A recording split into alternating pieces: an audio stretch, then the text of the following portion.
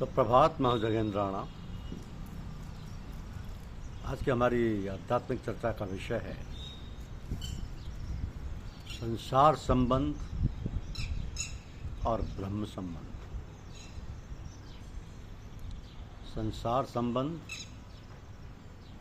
और ब्रह्म संबंध। गृहस्थ घर में संभाव रख सकता नहीं। गृहस्थाश्रम का व्यवहार विषमताओं से भरा हुआ है। वहाँ समता बहुत रह सकती नहीं है। जब तक संसार का संबंध है तब तक ब्रह्म संबंध हो नहीं पाता। धीरे धीरे संसार का संबंध कम करो, संयम बढ़ाओ। संयम के बिना भक्ति में आगे नहीं बढ़ सकते। आँख का संयम बढ़ाओ, जीव का संयम बढ़ाओ, मन का संयम बढ़ाओ। जिसको देखने की अत्यंत आवश्यकता प्रतीत हो उसी को देखो, आवश्यक हो उतना ही बोलो। संयम बिना सुखी हो नहीं सकते। जो इंद्रियों का गुलाम है वो भक्ति नहीं कर सकता। संयम और सदाचार बढ़ाओ तो वासनाओं का नाश हो, मन शुद्ध हो और भक्ति में आनंद आए। विलासी लोगों का संग मन को बिगाड़ता है, वासनाओं को जागृत करता है। विलासी लोगों के संग में रहकर वासनाओं का नाश करना अशक्य है। थोड़ी देर के लिए विलासी लोगों का संग छोड़कर एकांत में रहो। शरीर बिगड़ता है तो लोग वायु परिवर्तन करने के लिए जाते हैं। जहाँ अच्छी हवा हो, अच्छा पानी हो, वहीं शक्ति आए, शरीर सुधरे। शरीर बिगड़ जाने पर जिस प्रकार हवा बदलने की आवश्यकता पड़ती है, उसी प्रकार बिगड़े हुए मन को सुधारने के लिए घर छोड़कर किसी पवित्र तीर्थ में रहने की आवश्यकता है। एकांत में ईश्वर भजन करो। एकांत मन को जल्दी एकाग्र बनाता है। एक ईश्वर में सर्व का अंत करना, उसका नाम है एकांत। तो मन को ईश्वर में एकाग्र करना हो तो एकांत में रहने की बहुत आवश्यकता है। एकांत में जिसका मन शांत रहता है, एकांत में जिसको प्रभु भजन में थोड़ा भी आनंद आता है, उसकी बुद्धि में ज्ञान स्फुरण पाता है। उसकी वासनाओं को धीरे धीरे नाश होता है। वासना जगती है अज्ञान से। शरीर का सुख मेरा सुख है, ऐसे अज्ञान से वासना जागृत होती है। परमात्मा का ज्ञान ना हो तब तक वासनाओं का नाश होता ही नहीं। वासना से पाप होता है, पाप का मूल है ज्ञान। तो अज्ञान का विनाश ज्ञान से होता है। वासनाओं का विनाश करने के लिए ज्ञान की आवश्यकता है। एकांत में शांत चित्त से प्रभु भजन करने से बुद्धि में ज्ञान स्फुरित होता है। ज्ञान शक्ति बढ़ानी हो तो थोड़े दिन के घर अवश्य छोड़ना। 12 महीने बंगले में रहे, उसकी ज्ञान भक्ति बढ़ती है। आजकल कितनों को ही घर में रोज थप्पड़ पड़ता है, परंतु घर छोड़ कर जाते हैं। लड़के अपमान करते हैं, भी घर में बैठे। अरे 5 वर्ष का बालक जो घर में तनिक से अपमान होते घर छोड़कर चल निकला और वन में तपस्या करके उसने परमात्मा का दर्शन किया। माथे पर काल बैठा है फिर भी वही है, जीव मोह छोड़ सकता नहीं। घर नहीं छोड़ सकता, मोह नहीं छोड़ सकता। वृद्धावस्था भूखी बाघिन जैसी है और मनुष्य की छाती के ऊपर चढ़ बैठने के लिए तड़प रही है। शरीर में अनेक प्रकार के रोग शत्रु की तरह घुस गए। ये शरीर को ले जाने के लिए तैयार बैठे हैं। किसी चटके हुए घड़े के अंदर पानी रखा हो और वो पानी जिस प्रकार बहने लगता है, उसी प्रकार मनुष्य के जीवन का समय शनै शनै रिस रहा है। इस पर भी मनुष्य को स्वयं के हिताहित का ज्ञान नहीं होता। ये कैसी विचित्र बात है। वृद्धावस्था में घर के लोग बहुत त्रास देते हैं। कोई कुछ सुनता नहीं, कोई मानता नहीं। अरे घर में बूढ़े के साथ कोई बात करने को भी राजी नहीं। घर में कोई खैर खबर पूछता नहीं, फिर भी घर की आसक्ति छूटती नहीं। तुम जिनके प्रति अत्यंत आसक्ति रखोगे वे ही तुमको अधिक रुलाएंगे। समझकर घर छोड़ोगे तो कल्याण है, नहीं तो काल धक्का मारेगा और तब घर छोड़ना ही पड़ेगा। अंतकाल में घबराहट क्यों होती है?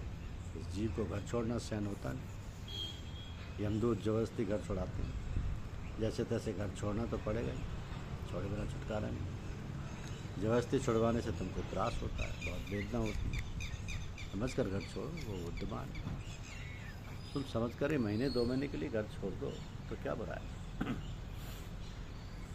1-2 महीने किसी पवित्र तीर्थ में रहकर प्रभु का भजन करो। मानव वन में रहकर तप ना करे जब तक उसके जीवन में दिव्यता आती नहीं। श्री रामचंद्र जी राजा होते हुए वन में गए हैं। वन में राम जी दाल भात नहीं खाते, फल खाते, कंदमूल आरोप नहीं। वनवास के मध्य में राम जी ने अनाज लिया ही नहीं। अन्न में रजोगुण है, रजोगुण से काम की उत्पत्ति है। सात्विक आहार बिना काम को मार नहीं सकते। सात्विक आहार करने से धीरे धीरे इंद्रियों को वश में ला सकते हो। जब तक जीव वश में ना आ जाए तब तक अन्य इंद्रियों का निग्रह करना कठिन है। तो राम जी वन में तपस्या करते हैं। राम जी वनवास के मध्य में धातु के किसी पात्र का स्पर्श नहीं करते। प्यास लगे तो नारियल के टोकरे में पानी पी, पिताजी चाहते हैं। फिर भी राम जी पूर्ण निर्विकारी, परिपूर्ण संयमी। राम जी पूर्ण यौवन में बन गए हैं, वृद्धावस्था में नहीं गए। बुढ़ापे में तीर्थ में जाकर भजन करेंगे, ऐसी बात मत करो। शरीर सबल हो तभी संयम बढ़ाओ। शरीर दुर्बल होने के पीछे संयम का कोई अर्थ ही नहीं। वन में गए तब राम जी की अवस्था 26 वर्ष की थी। सीता माता जी की अवस्था 18 वर्ष की थी। तो गृहस्थाश्रम में संयमी जीवन का आदर्श श्री राम जी ने बताया है। पहले तप किया, तब राम जी राजा हुए। पहले तपस्या की हो तो मानव भोगों में सावधान रहता है। वनवास बिना जीवन में सुबास आती है, सात्विकता आती है। जगत में जितने संत हुए हैं उनका चरित्र पढ़ो तो प्रतीत होगा कि बहुत दिन वन में रहकर तपस्या की, पवित्र संयमी जीवन बिताया है। तब वासना के ऊपर विजय मिल सकी और तभी में महान बने। प्राचीन काल में बड़े बड़े राजा भी राजमहल छोड़कर गंगा किनारे तीर्थों में वास करते थे, ऋषियों के आश्रमों पर जाते थे, तब शांति मिलती थी। ऐसी शांति राजमहल में कभी भी नहीं मिली। वनवास की बहुत जरूरत है। सर्दियों में स्निग्ध पदार्थ खाने से जिस प्रकार शक्ति पूरे वर्ष टिकती है, वैसे ही एक आध मास वन में रहकर किया हुआ तप बाकी के 11 महीने तुमको पाप करने से विमुख करता है। अरण्य कांड ज्ञान देता है। वासना का विनाश करने के लिए थोड़े दिवस महात्माओं का संग करो, सात्विक जीवन बिताओ, साधारण भोजन करो, एकांत में बैठकर प्रभु के किसी मंत्र का अनुष्ठान करो, ध्यान करो, जप करो। तुम ऐसी इच्छा रखो कि मुझको एक आध महीना समस्त दिवस भक्ति करनी, 1 महीना भगवान के लिए रखना। कितने लोग घर छोड़कर तीर्थ में जाते हैं तो वहाँ भी अखबार मांगते, उन्हें ये जानने की उत्सुकता होती है कि अहमदाबाद में क्या हुआ, मुंबई में क्या हुआ। अरे तुमको अखबार ही पढ़ना तो तुम घर छोड़कर यहाँ करने क्या आए?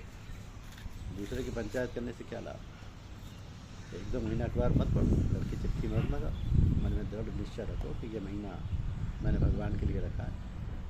तुम्हारे घर की भगवान रक्षा करेगा। कितने लोग घर छोड़कर तीर्थ में तो जाते हैं, परंतु जाने के बाद उनके घर की बहुत स्मृति रहती है। क्या घर के लड़के क्या करते हो?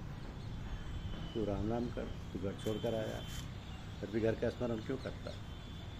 भगवान के लिए जो घर छोड़ता है उसकी चिंता भगवान को है, तुम्हारा नुकसान नहीं होगा। तुम प्रभु में विश्वास रखो।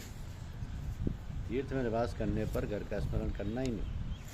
तीर्थ में रहकर घर की याद करने से तो घर में रहकर ईश्वर का भजन करना ठीक है। तीर्थ में रहकर लौकिक बातें मन में नहीं रखनी चाहिए। मन में रही वस्तु विघ्न करती है। जिसके मन में संसार है वो घर नहीं छोड़ करता। और तीर्थ में भी रहता है, जंगल के पेड़ के नीचे ही बैठा हो, वहाँ भी चकवा चकवी का प्रसंग देखने में उसके मन में पाप आता है। संसार छोड़कर तीर्थ में जाओ और उस संसार को मन में से बाहर ना निकाल सको तो माया त्रास देती है, वासना सताती है। संसार में रहने से पतन नहीं होता, संसार को मन में रखने से पतन होता। वासना ही मानव को भयबंधन से धकेलती है। भयबंधन, वासना ही मनुष्य को संसार में जकड़ कर रखने वाली जिंदगी है। तो वासना की जकड़ में से जो छूट जाता है वो मुक्त हो जाता है। वासना पर विजय प्राप्त करनी हो तो जीवन खूब सात्विक बनाओ। जीवन में तपस्या करो, जंगल में वास करो, तो ही कामराक्षस वासना राक्षसी मरी। अरण्य कांड में शूर्पणखा अर्थात वासना एवं मोह और सबरी अर्थात शुद्ध भक्ति, ये दोनों मिलते हैं। भगवान मोह के ऊपर नज़र डालते नहीं, मोह के ऊपर नज़र नहीं डालते, शुद्ध भक्ति को देखते। मोह को, वासना को बाहर धकेलो और शुद्ध भक्ति को अपनाओ। यही है जीवन का सार। धन्यवाद।